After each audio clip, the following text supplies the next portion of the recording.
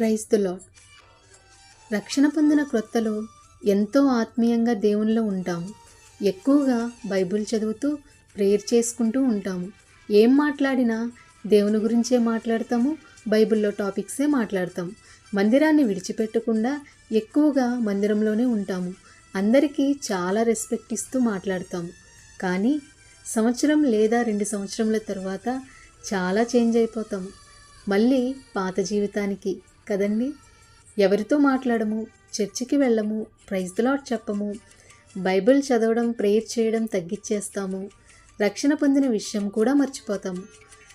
కానీ బైబిల్లో చూస్తే యేసుక్రీస్తు ప్రభువారు బాప్తిస్మము తీసుకున్న తరువాత చాలా శోధనలు అనుభవించారు. అపవాది ఎంతగానో శోధించింది. కానీ యేసుక్రీస్తు ప్రభువారు ఎప్పుడూ ఆయన ప్రార్థనను, ఆయనకు ఇచ్చిన బాధ్యతను ఎప్పుడూ విడిచిపెట్టలేదు. మన కొరకు లోకానికి వచ్చి రక్షణ అనుభవాన్ని, మాదిరికరమైన జీవితాన్ని మనకు చూపించారు.